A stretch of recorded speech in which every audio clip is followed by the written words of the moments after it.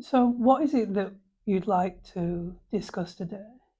Well, I was thinking about, and I think it's because I was reflecting on the last video we did. Not that I watch it, but I was trying to recall what we talked about. And I feel that I say therapy has like changed my life, and therapy has made a huge difference to me. And initially, when I was seen by mental health services, it was quite an unhelpful experience, and but therapy was very different to eating disorder services and that kind of thing. And I feel that sometimes it might look as if I've had all this therapy, but yet you've still got the eating disorders, you've still got the OCD, you've still got this. So how can it be helpful if you've still got the problems that you started with?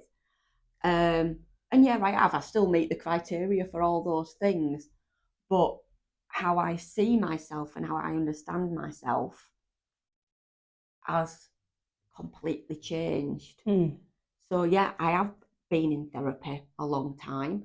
I had therapy within the NHS for a long time, um, and that had to stop um, because of boundaries and systems within the NHS and stuff. Um, and it was acknowledged and known that that was the best kind of help for me, but it wouldn't be available. So I had to have a break from therapy and think about whether I wanted no support at all or whether I was willing to look for a private therapist outside the NHS. And for those around me, it was a bit of a no brainer, really.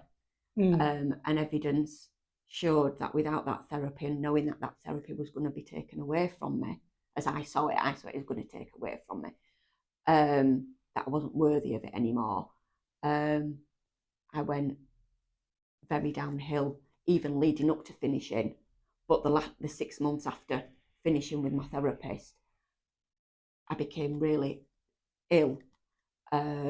Sort of evidence really saying that that's the level of support I needed. Yes. And I think by saying just by looking at labels, you could think, well, therapy hasn't changed you because you had the labels at the start. You've got them now. But I was so in such a bad place before I started seeing you and finishing with my previous therapy. I felt extremely alone and abandoned. With therapy had uncovered all these sorts of stuff in me that I didn't acknowledge. I didn't. I'd put away in a corner when I was little, like being raped and abused as a child. Therapy had brought all this up, and it's like, so you're leaving me with it now? What am I supposed to do? Yes. And I felt very abandoned, very alone, very worthless because it was like, we know you need help, but we aren't going to give you it because you've had too much already. Um, and What does that mean to you then? It's quite telling of what you're discussing today that you feel that, or that you've been told that you've had too much help. What does that mean to you, too much help? it made me feel, or I interpret it, and I felt that I wasn't worthy of any more, that I was doing something wrong because Right.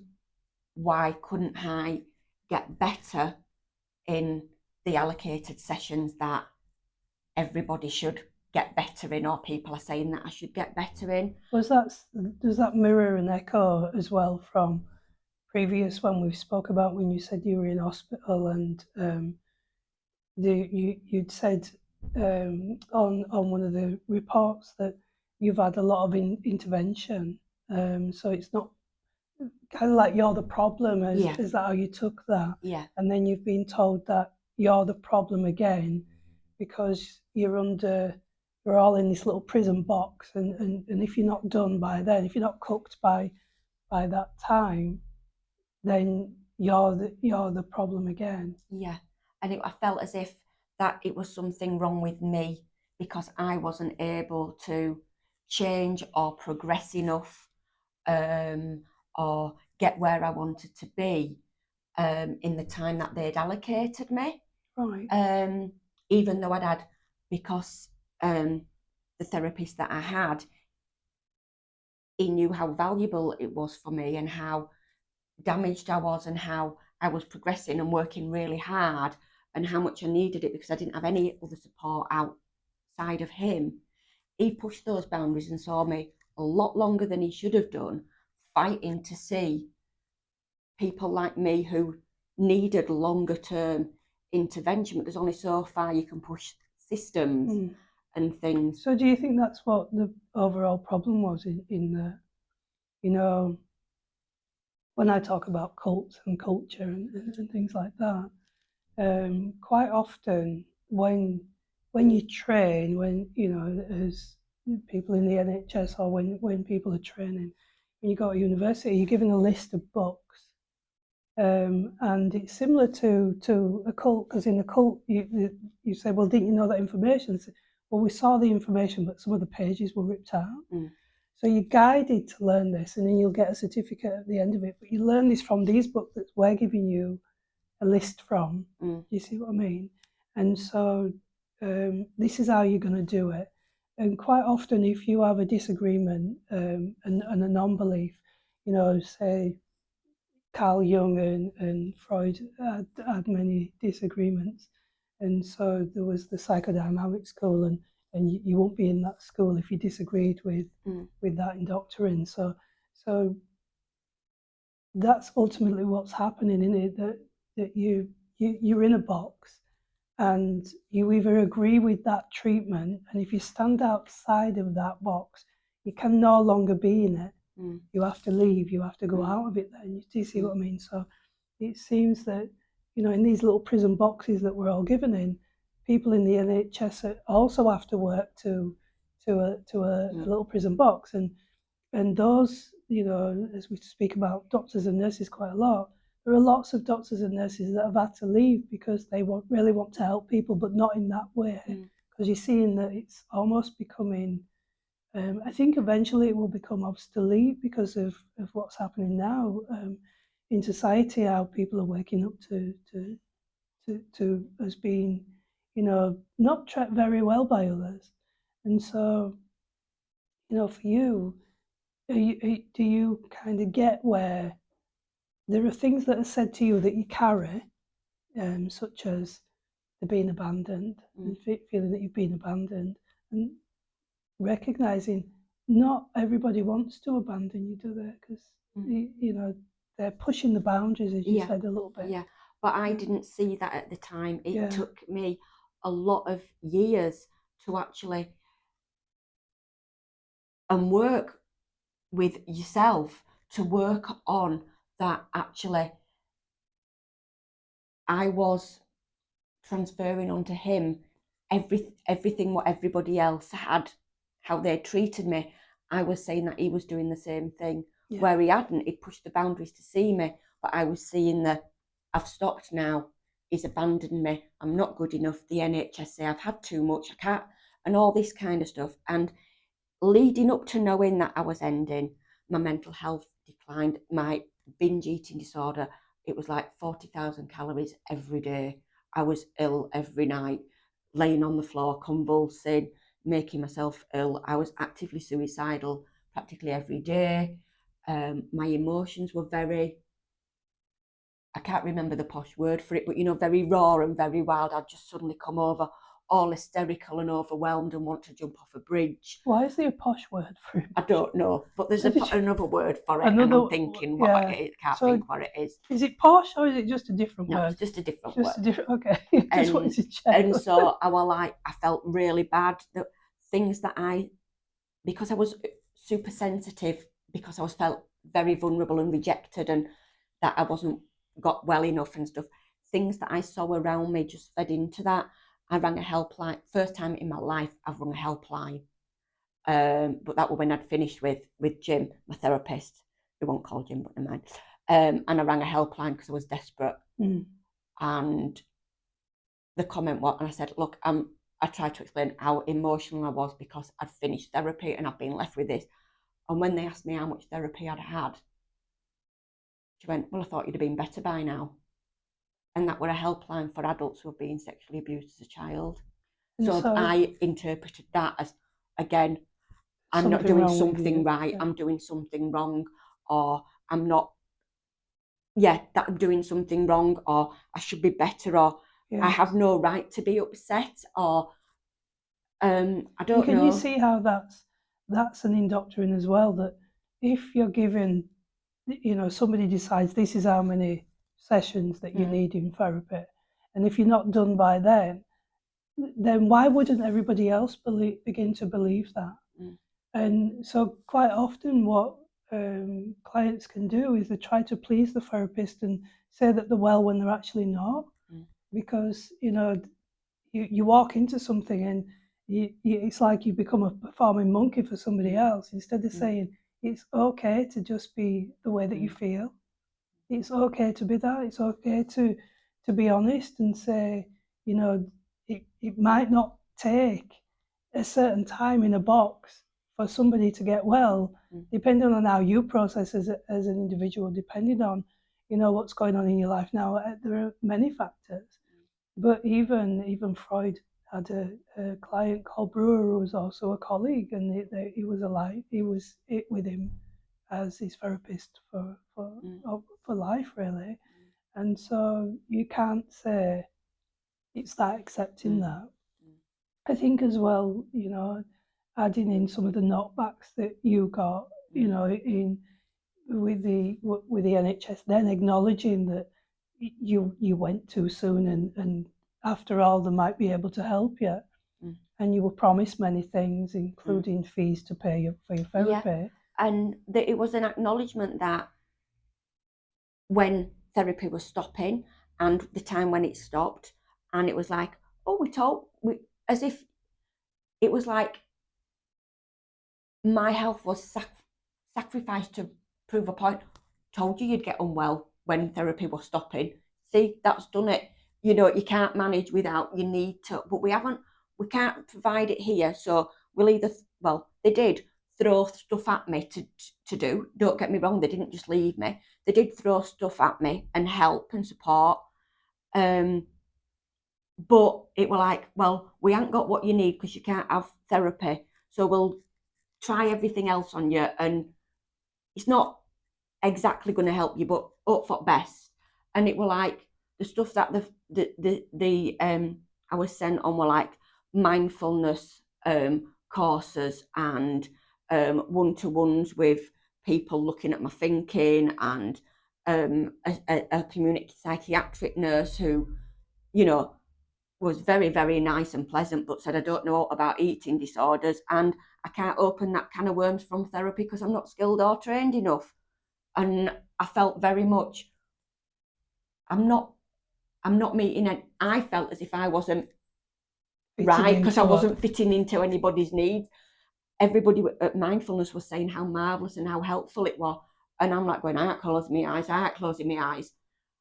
And getting really worked up and wanting to run and scream when I could hear people breathing. And I felt that I wasn't doing stuff right.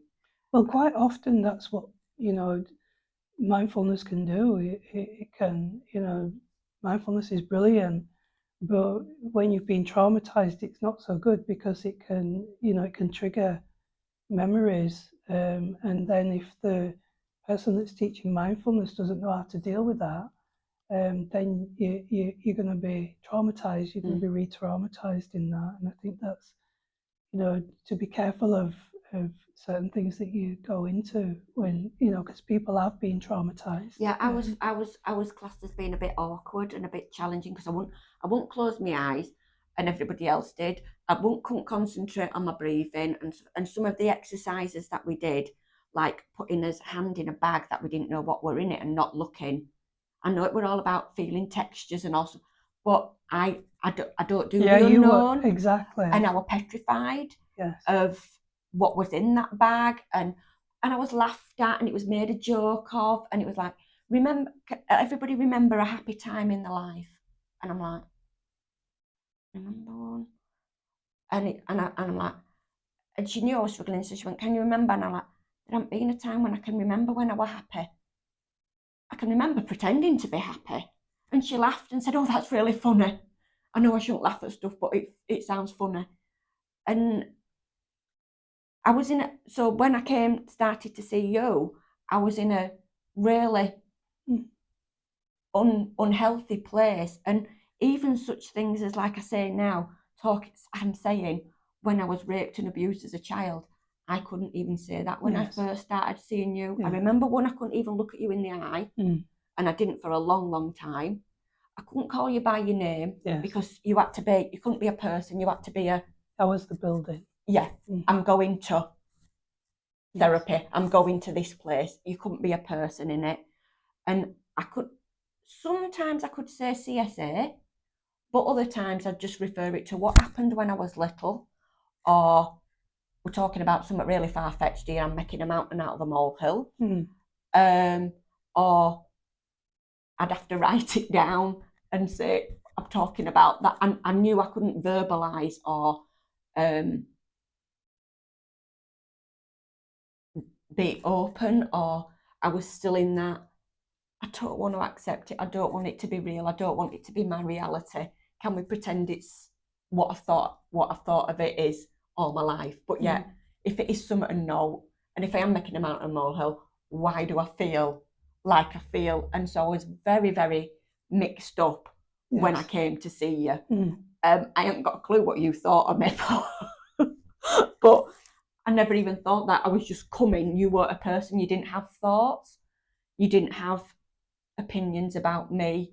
I used to get shocked when you would recall something from a previous session, because it was like, oh, you listened to me. Oh, wasn't expecting that. And all sorts. And I guess I put onto you those experiences that I've had, that you're going to say I'm not good enough, you're not going to say, are you going to tell me what to do? And I found it that you didn't tell me what to do, and it's like, how do I get better then? Because you're not telling me how to get. And it was a very difficult time and a difficult transition. And no offense, you want Jim, and I didn't want you. I wanted Jim back. He'd been with me for a lot of years. He was the one who said, I don't want to talk about your labels. I don't want to talk about your eating. I want to talk about you. And I was like, oh. And it's like, no offense, I didn't want you. I wanted him. And we took a long time, didn't we, discussing Jim? Yeah. Because you'd felt abandoned again as you read that as abandonment. And also the fact that his name's not Jim, but you referred to him as Jim because you go to the gym and it's easier. So he wasn't a person, I guess, at the beginning as well. Is he a person now? More of. I still refer to him as Jim. I've never referred to him as his name. My mum even thinks that's his name. I think right from the beginning when I started therapy, because I've lived with the mantra, I don't like people, I don't want people, I went in, and I spoke about it in last time's video, I went into therapy with a very clear mindset of what I did want. I couldn't see that I was seeing a person, a therapist, a doctor or whatever. I was going for therapy. He wasn't a person. He wasn't allowed to think about me outside that therapy room. He was just there in that 50 minutes. He didn't exist. It wasn't that I was jealous that he had other patients. He just could not exist outside that therapy room. I could not bear the thought of another person knowing stuff about me and me being attached to another person. So I had to create this sort of like imaginary friend. Whether he was or not, I don't know, but he was gay. He was called Jim, and he didn't exist outside that 50 minutes every week. Yes, and he's none of those things. I ain't got a clue. Yeah. But I made him into a safe person for you. I never looked at him. The amount of time that I was there, I never looked at him. I looked at the floor. Yes. And stuff like that. I couldn't bear the thought of, and I remember once when he said something about, we are in a relationship. I'm like, no, we're not. No, we're not. And he's like, well, if you came here every week to an empty room, that wouldn't work, would it? And it's like, trying to get me to understand about the therapeutic relationship and this, that, and other. It's like, no, I'd come here whether you were there or not, and that was a real big barrier for me to get through, and I guess I thought, because I felt so abandoned and so left by Jim, I thought, I'm not having anybody do that to me again.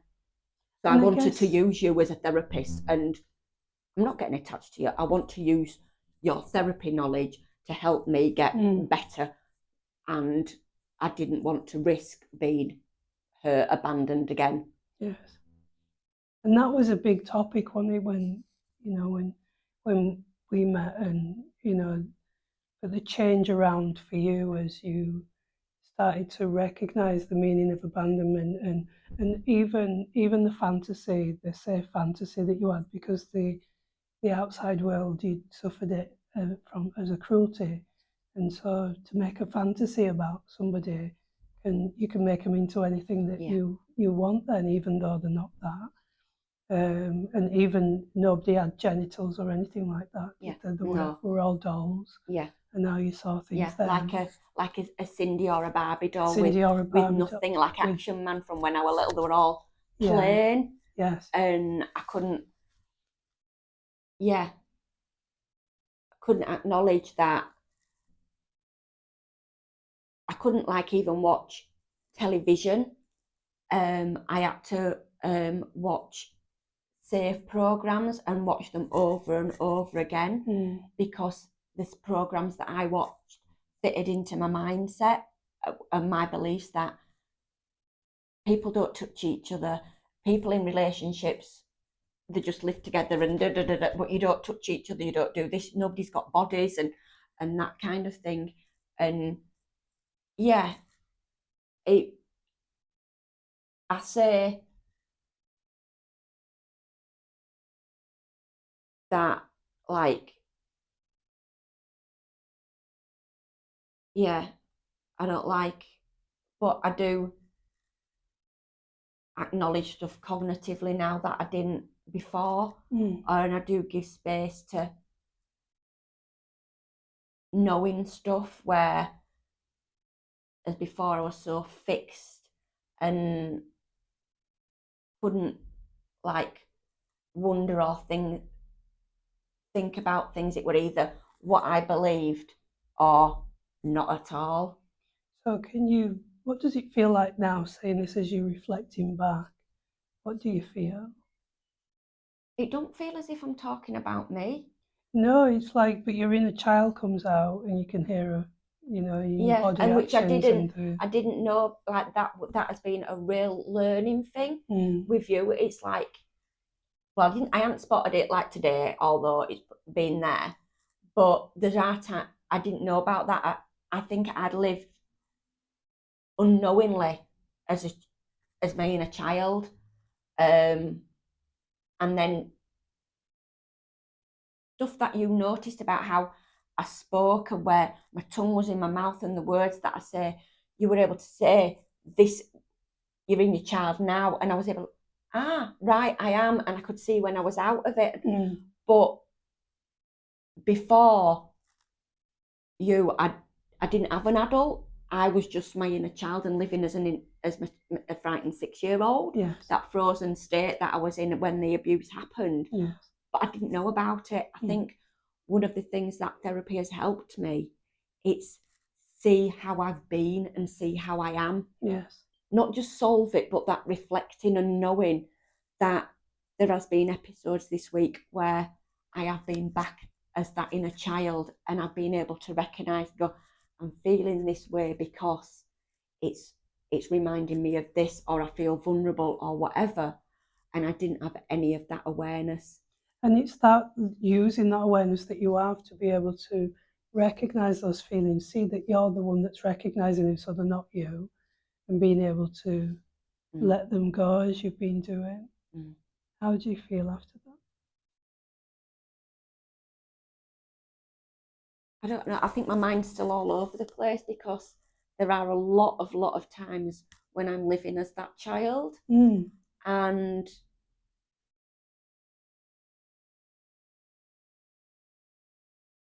I just think, I don't know. And that's why, you kind of answered the question of when you said it at the beginning of therapy, that how you've been in therapy for a long time, and we had said before, didn't you? I must be a bad selling point for you, Yeah, things like that. I'm not good for therapy. I say all the but you're not. benefits of therapy, how beneficial it is, and then think, well, I've had that much, and I'm still not. But you're still coming from the premise, aren't you, Yeah, of the yeah, you've had too much or it's been yeah, too long. You can be in therapy for as long as you like.